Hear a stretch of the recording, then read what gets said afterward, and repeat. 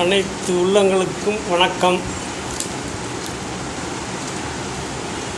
வெகு நாளாச்சு இது நம்ம இந்த வீடியோ பதிவுலாம் போட்டு நிறைய பேர் கேட்டுக்கிட்டே இருந்தாங்க.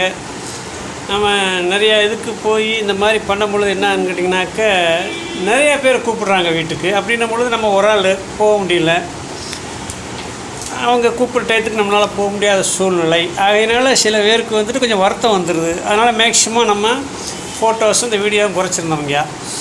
ஆனாலும் காலம் கருதி நம்ம மக்களுக்கு நன்மை செய்யணும் அப்படின்ற காரணத்தினால போய் வந்த அனுபவங்களை இனிமேல் ரெகுலராக பதிஞ்சுக்கணும் அப்படின்னால இப்போ உங்கள் பதிவுங்க. அதாவது நம்ம அடிக்கடி சொல்வது என்னென்னு கேட்டிங்கனாக்க, இந்த கலிகாலத்தில் மக்கள் துன்பங்களிலிருந்து விடுபடுவதற்கு, துன்பங்கள் படுவதற்கு எல்லாமே காரணம் வாஸ்து தான். மனையடி சாஸ்திரம் என்பது வேறு, வாஸ்து சாஸ்திரம் என்பது வேறு. அதாவது வீடு எப்படி கட்டலாம், அழகு விடுத்து எப்படி கட்டுறது, ஆர்கிடெக்ட் அந்த மாதிரி தான் அது எல்லாருமே அப்படி தான் பண்ணுறாங்க மேக்ஸிமம். ரீசெண்டாக கூட ஒரு வீட்டுக்கெலாம் நிறையா வீட்டுகளுக்கெல்லாம் போகிறோம். 5 கோடி வீடு, 1 கோடி வீடு, 2 கோடி வீடுக்கெல்லாம் போய் பார்க்கும் பொழுது மேக்ஸிமம் தவறுறதுக்கு முக்கியமான தவறு வச்சிடறாங்க. ரொம்ப வருத்தமாக இருக்குது.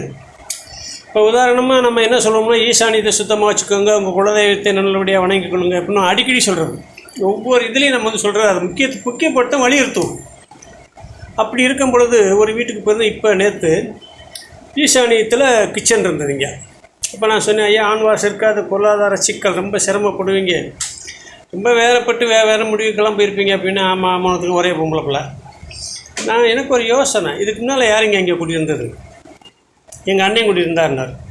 இப்போ நிச்சயம் அவருக்கும் ஆண் வாசம் இருந்திருக்காதையா அப்படின்னு. ஆமாங்க, அவருக்கு 2 பொம்பளை பிள்ளைங்க. அப்போ எந்த அளவுக்கு நம்மளுடைய அந்த கருத்துக்கள், அந்த விஷயங்கள், நம்ம சொல்லக்கூடிய விஷயங்கள் மிகச்சரியாக இருக்கணும்னு பார்த்துக்கணும். எல்லாம் மீனாட்சியாரால் நாம் கேதர் பண்ணின இந்த விஷயங்கள். அப்போ நம்ம என்ன செய்யணும், நம்ம அதுக்கு தான் அடிக்கடி சொல்கிறோம், ஈசானியத்தை சுத்தமாக வச்சுக்கோங்க, உங்கள் குலதெய்வத்தை வணங்கிக் கொள்ளுன்னு அடிக்கடி சொல்கிறதுக்கு காரணம். ஆகையினால நிறைய அனுபவங்கள் ஒருத்தருக்கெல்லாம் சொல்லியிருந்தாங்க. காரைக்குடியில் 1 கோடிக்கு அதிபதியாக ஒரு விடா 1.5 வருஷத்துலன்னா கிட்டத்தட்ட வந்துட்டார். மிக மகிழ்ச்சியானது. கல்யாணம் 6 மாதம் நடக்கும்னா அதே மாதிரி நடந்தது. எதை வச்சு சொல்லணும், வீட்டின் அமைப்பு வச்சு சொல்கிறேன், வேறு ஒன்றும் இல்லை. அடுத்த வருஷம் உங்களுக்கு ஆண் குழந்தை பக்கம் சொல்லியிருக்கிறோம். இந்த மாதிரி நிறைய விஷயங்கள் நடக்குது. ஆகையினால் நம்ம சொல்லக்கூடிய இந்த கருத்துக்களை நீங்கள் வச்சு மனதில் வைத்து நீங்கள் செயல்படுத்திங்கனாக்க வாழ்க்கையில் கஷ்டமே வராது, வளர்ச்சியாக இருந்துக்கிட்டே இருக்குன்னு சொல்லிக்கொண்டு இந்த பதிவை முடித்துக் கொள்கிறேன். வணக்கம்.